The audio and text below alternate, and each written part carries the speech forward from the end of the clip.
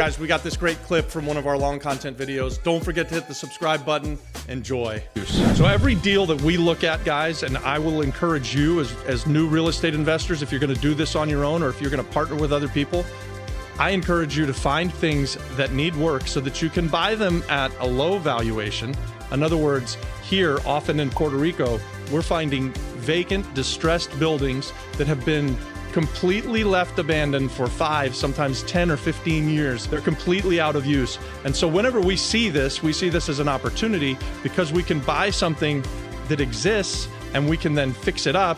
In other words, send in the value add, put in money, which will increase our equity. And we're always looking for, when we buy these kind of buildings, and you should as well, we're always looking for taking something from whatever its former use was, which maybe back in the day, it used to be a 6-family apartment building.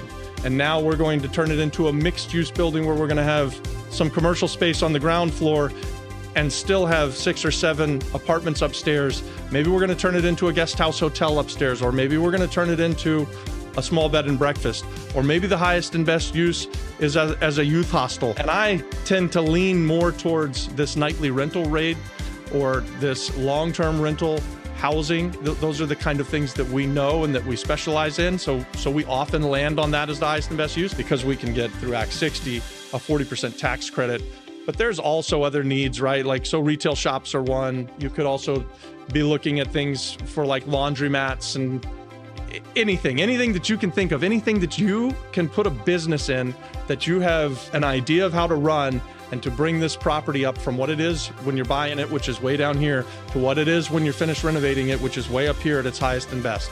That's value add real estate investing. Through value add real estate investing, your goal is to buy it, fix it, bring it up to its highest and best level, and then create this passive income, and then hold on to it hopefully for a really, really long period of time. So let's talk about what it takes to be a value add real estate investor. How are you going to go find some deals, some projects that you're going to look at?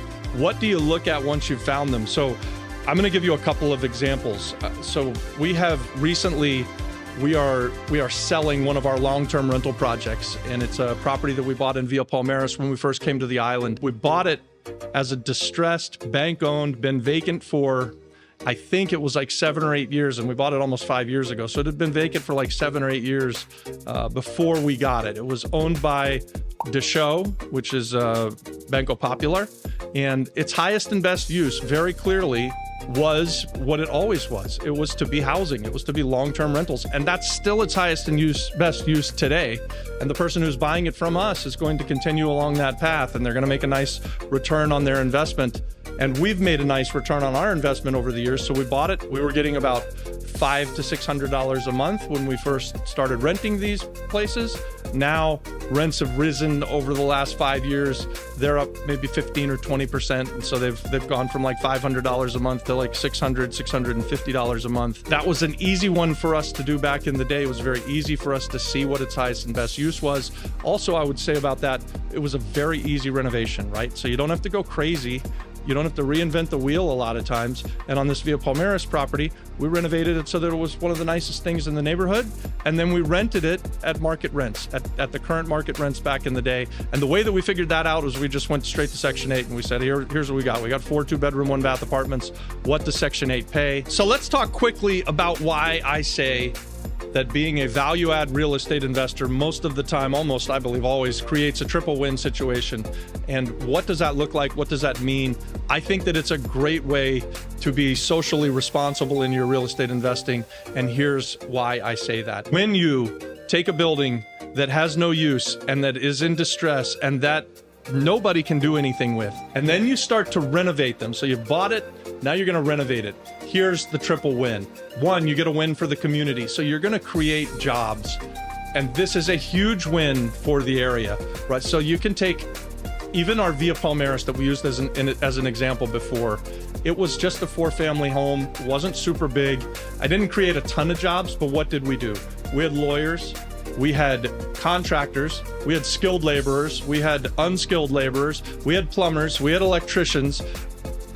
We had realtors. I mean, the list kind of goes on and on. We're spending money on the renovations. We're spending money in the community, and we're bringing a property that had really no value up to something that can be then used by the community. So then at the end of the day, we've created jobs.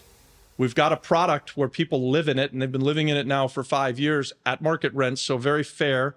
A very fair price. It was the price that the Section 8 people set, basically. We came to the island. We didn't really know how to set rents, so that's what we went with. Hey guys, thanks for watching that.